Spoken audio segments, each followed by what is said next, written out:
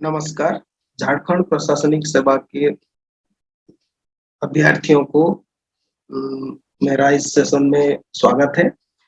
हम इस अध्याय में मुंडा प्रशासनिक व्यवस्था के बारे में आलोचना करेंगे और इस आलोचना के लिए हम सहायक पुस्तक के हिसाब से डॉक्टर मनीष रंजन जी की किताब झारखंड सामान्य ज्ञान का हम उपयोग करें। तो देर न करते हुए हम ये अध्याय को आगे बढ़ाते हैं और आलोचना करते हैं मुंडा प्रशासन मुंडा प्रशासन व्यवस्था, और जिसे पढ़ा पंचायत शासन व्यवस्था भी कहते हैं, और अंग्रेजी में उसे कहे तो मुंडा एडमिनिस्ट्रेटिव सिस्टम और मुंडा एडमिनिस्ट्रेशन और पढ़ा पंचायत गवर्नमेंट सिस्टम। तो हमें पता है कि झारखंड जनजाति बहुल्य प्रदेश है। प्रत्येक जनजाति की अपनी अपनी सामाजिक सांस्कृतिक विशेषताएं एवं प्रशासनिक व्यवस्था है, जो कि ये सारी व्यवस्थाएं अतीत से वर्तमान तक चली आ रही है। इनका महत्व आज भी उनके क्षेत्र में देखने को मिलता है। तो ये हमारे सिलेबस में भी है, और इसके जो हमारे प्रिलिमिनरी एग्जाम है उसका पेपर 2 में है। तो इसलिए जो झारखंड जनरल नॉलेज या झारखंड सामान्य ज्ञान में हम आलोचना करेंगे मुंडा एडमिनिस्ट्रेटिव सिस्टम और मुंडा एडमिनिस्ट्रेशन, जिसे हम हिंदी में कहते हैं मुंडा प्रशासन व्यवस्था। तो ठीक है, तो आगे बढ़ते हैं।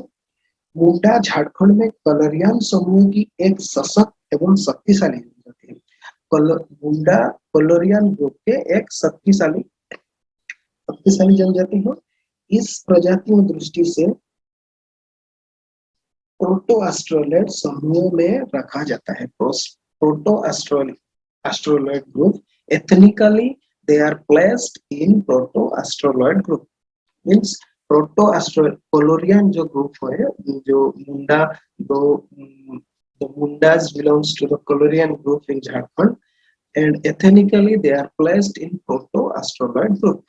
Proto-Astroloid group के हैं, ethnically हम उसे रखते हैं, वो कोलोरियन ग्रुप में बिलोंग करते हैं। ठीक है, उनके निवास स्थल को लेकर विद्वान में मतभेद है। जो मुंडा जनजाति है उनके निवास स्थल को लेकर विद्वानों में मतभेद है। प्रथम विचारधारा के अनुसार इनका मूल भूमि तिब्बत को माना जाता है। कोई विद्वान उनका पहला निवास स्थान तिब्बत को मानते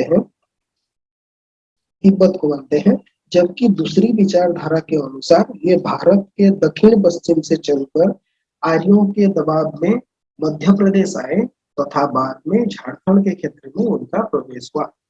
तो उनका जो ओरिजिन है, उनका मूल निवास कहाँ पर है, उसके लिए मतभेद है। तो हमारा जो पहला थ्योरी है उसके हिसाब से वो लोग तिब्बत से आए हुए हैं, और लेकिन कुछ विद्वान इसमें मतभेद रखते हैं। उनका कहना है कि वो साउथ वेस्ट इंडिया से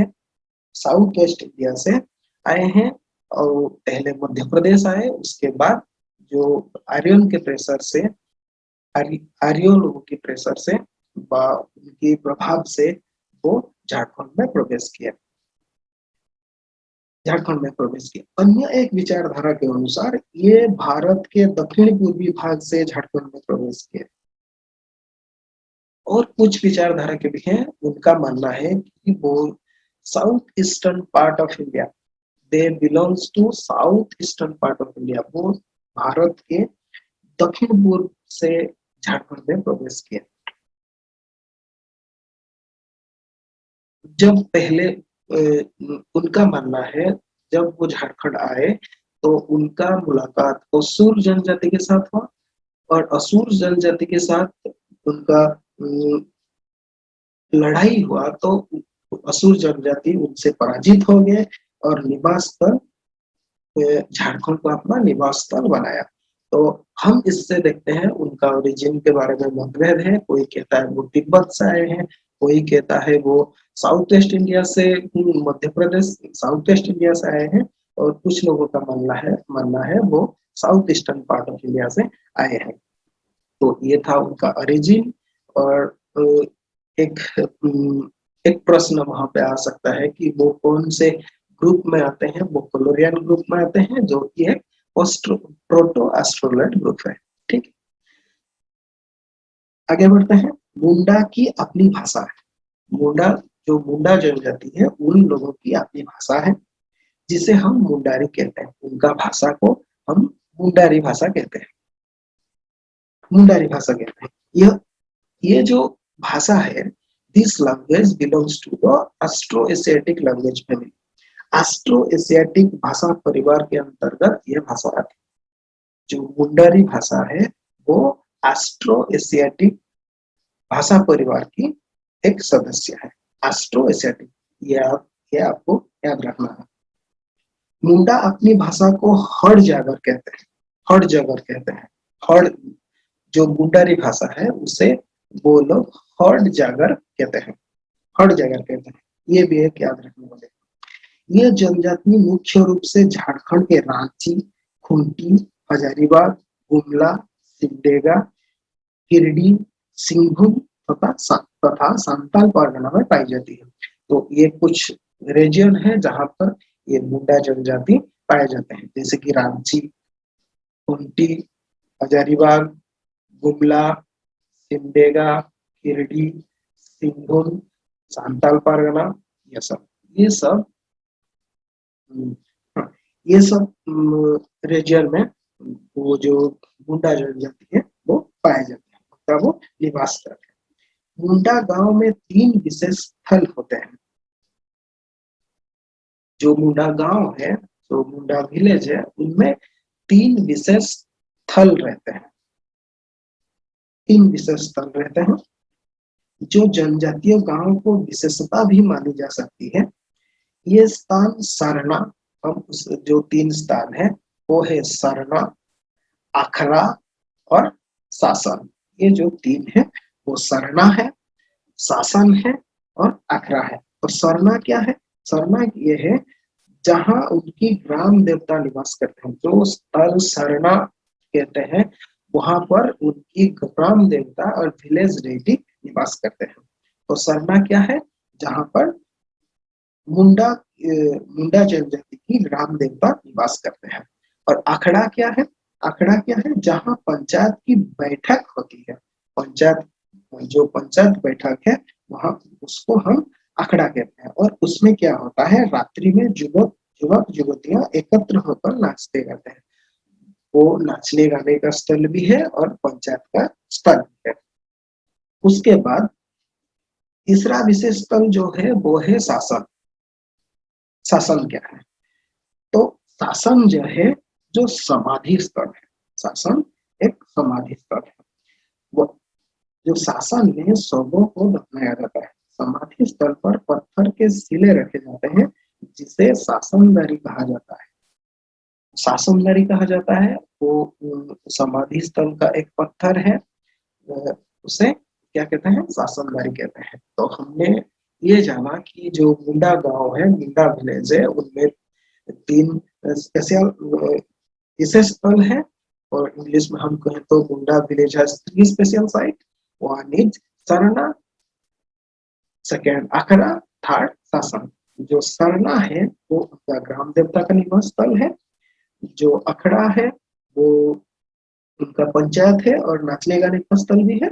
और तीसरा जो स्थल है वो शासन है, जो समाधि स्थल होता है। समाधि स्थल होता है, उसमें एक पत्थर होता है, वो उसे शासनदारी कहते हैं।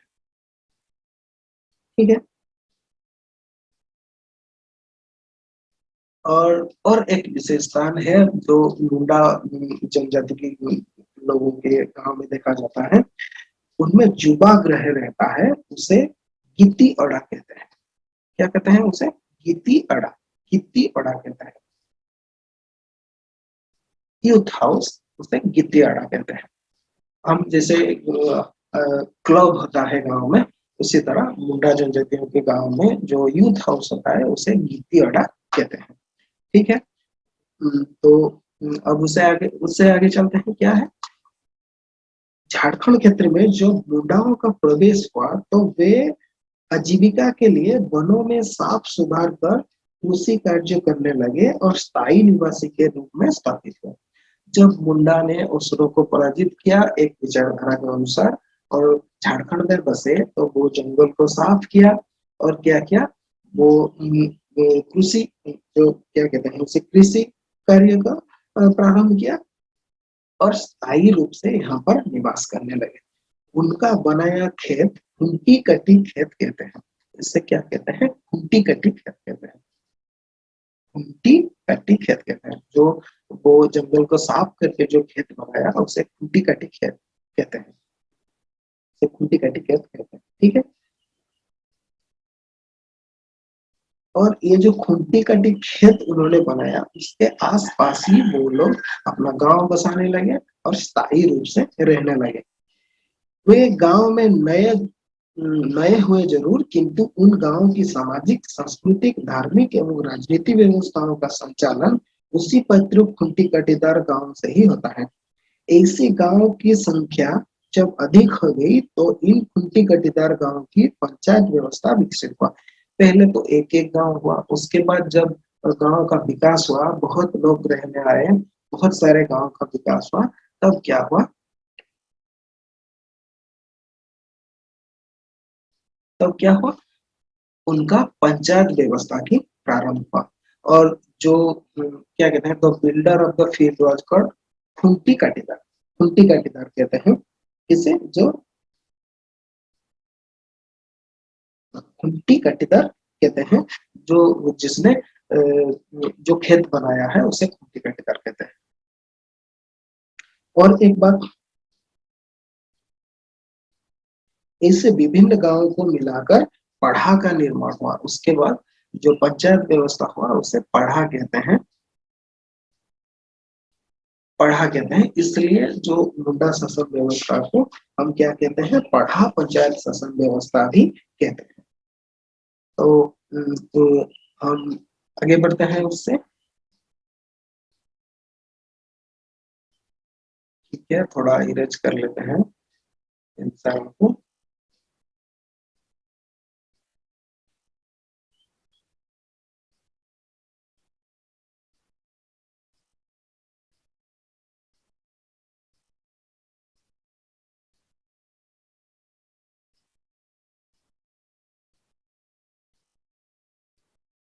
ठीक है, अब आगे बढ़ते हैं।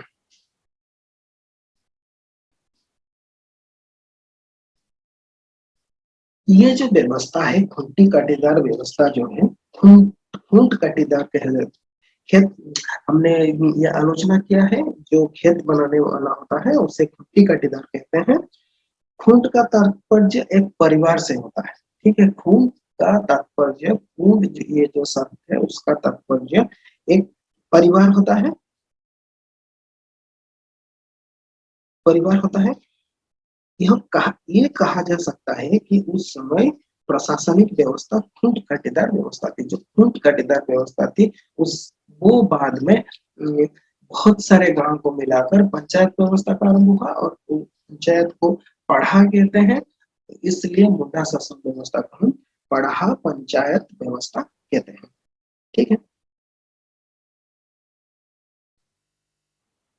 और ये पढ़ा पंचायत व्यवस्था को आलोचना करने से पहले ये जो खूंट कटीदार व्यवस्था जो है उसको थोड़ा और उसके बारे में थोड़ा और जानकारी लेते हैं, ठीक है। ये जो खूंट कटीदार व्यवस्था है, इस व्यवस्था में प्रत्येक खूंट अपने जंगल और जमीन का मालिक होता है। प्रत्येक खूंट, हमने पहले ही कह रखा है, खूंट का तात्पर्य एक परिवार से होता है। इसका मतलब क्या हुआ, इस जो खूंट अपने जंगल और जमीन का मालिक होता है। जनसंख्या बढ़ने के कारण जगह की कमी होने लगी, तो खूंट कटीदारों ने आसपास में ही नए नए गांव बनाने लगे। जब जनसंख्या बढ़ी तो नया नया गांव का विकास हुआ। ये गांव नए, हाँ, ये जो खूंट कटीदार व्यवस्था है, तो उसमें जब नए नए गांव शुरू होने लगे, तो पंचायत व्यवस्था का और पढ़ा पंचायत व्यवस्था का शुरुआत हुआ, ठीक है। तो उसके बाद क्या हुआ, मुंडा जनजातियों में प्रत्येक गांव का एक पंचायत होता है। मुंडा जनजाति में क्या होता है, प्रत्येक गांव का एक पंचायत होता है। Each village in Munda tribe had a panchayat, और उसका प्रमुख को क्या कहते हैं, मुंडा। द चीफ वाज कॉल्ड मुंडा। जो मुंडा जनजाति गांवों का जो चीफ होता है, प्रमुख होता है, इससे मुंडा कहते हैं। इससे कोई ग्राम पंचायत को या गांव को मिलाकर एक पट्टी बन जाता है। बहुत सारे गांव या क्या कहते हैं, पंचायत को मिलाकर, हमने तो पहले ही कहा है, ईच विलेज, प्रत्येक गांव को मुंडा ट्राइब में एक मुंडा जनजाति में पंचायत, प्रत्येक गांव में पंचायत होता है और बहुत सारे गांव को मिलाकर एक क्लस्टर गांव को मिलाकर क्या होता है, पट्टी बनाया जाता है, जिसका प्रमुख मानकी होता है। ठीक है, उसका प्रमुख जो है, जो पंचायत में गांव को मिलाकर पट्टी बनाया जाता है, जिसका प्रमुख मानकी होता है। कोई पट्टियों को मिलाकर पढ़ा बनता है। बहुत सारे जो पट्टी है मिलाकर उन्हें क्या कहते हैं, पढ़ा बनाते हैं, जिसका प्रमुख पढ़ा राजा कहा जाता है। पढ़ा राजा, पढ़ा राजा कहा जाता है। पढ़ा में प्राय एक ही कुल के सदस्य होते हैं। एक पढ़ा में एक ही कुल के सदस्य होते हैं। पढ़ा का भी एक पंचायत होता है, जिससे पढ़ा पंचायत कहा जाता है। पढ़ा का जो पंचायत होता है उसका पढ़ा पंचायत कहा जाता है। इस पंचायत में 5 कार्यपालिक अधिकारी होते हैं। तो ठीक है, हमने जो देखा पहले खुंट, पहले देखा क्या, खुंट, ये खुंट समझ लो, मतलब परिवार और फैमिली। उसके बाद खुंट को मिलाकर क्या होता है, एक गांव होता है, जो पंचायत, हम पंचायत भी कहते हैं उसे, पंचायत, ये है विलेज। उसके बाद क्या होता है, कुछ गांव को मिलाकर पंचायत, पट्टी कहते हैं। उसके बाद पढ़ा, पढ़ा पंचायत कहा जाता है। और पढ़ा पंचायत में 5 कार्यपालक अधिकारी होते हैं, जो राजा के अधीन कार्य करते हैं। जो पढ़ा राजा होता है उसका 5 अधिकारी होते हैं। ये अधिकारी, उन अधिकारियों का नाम क्या है, उनका पदवी है दीवान, ठाकुर, पांडे, कर्ता और लाल। ये 5 अधिकारी हैं पढ़ा राजा। ठीक है, तो दीवान है, ठाकुर है, पांडे है, कर्ता है, लाल है। ये आपको याद रखना है। ये सभी पद वंशानुगत है। ये सब वंशानुगत होते हैं, मतलब पिता के बाद उसका पुत्र होता है, ये वंशानुगत होते हैं। ये लोग पढ़ा के राजा की आज्ञा का पालन करते हैं। ये सारे लोग जो है पढ़ा राजा होता है उसकी आज्ञा के हिसाब से काम करते हैं।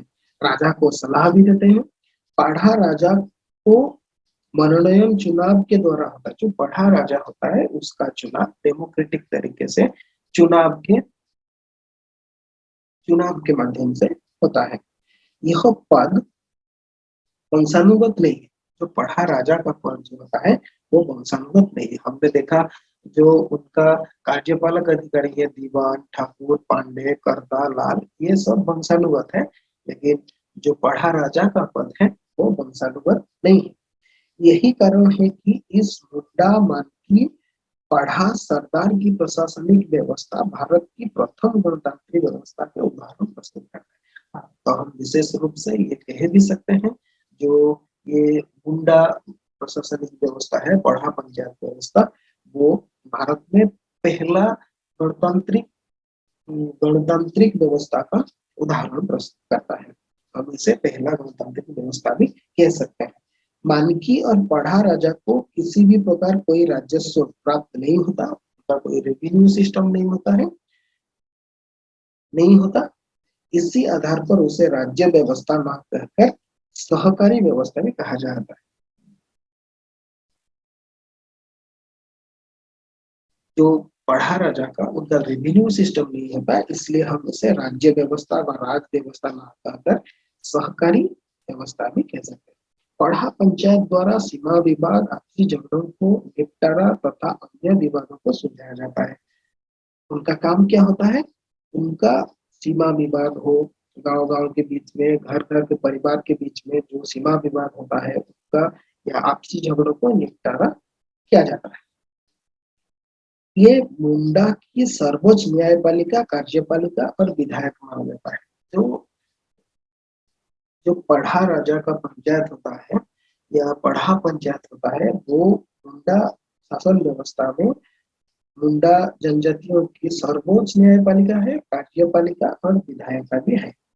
वर्तमान समय में मुंडा जनजातियों क्षेत्रों में भी सरकारी पंचायतें स्थापित हो गई है, लेकिन अभी सरकारी पंचायत हो गई है। यह पंचायत मुंडा के सामाजिक मामलों में भी हस्तक्षेप करती है, जिससे परंपरागत पंचायतों अब पूर्ण होती जा रही है। सरकारी व्यवस्था से अब ये जो पढ़ा पंचायत व्यवस्था धीरे धीरे गौण होती जा रही है। तो ये था मुंडा प्रशासनिक व्यवस्था। हम इस भाग में मुंडा प्रशासनिक व्यवस्था की आलोचना किए। उसके बाद हम नाग शासन व्यवस्था और किसी अध्याय में आलोचना करेंगे। तो अभी के लिए बस इतना ही। अच्छा लगा तो लाइक, सब्सक्राइब और शेयर कीजिए, और नहीं लगा तो डिसलाइक भी कर दीजिए। और कुछ और जानना है और कुछ जानकारी आपको चाहिए होगा तो उसको उसे कमेंट सेक्शन में लिख दीजिए। तो इस सेशन के लिए हम बस इतना ही। आप सभी को विदाई।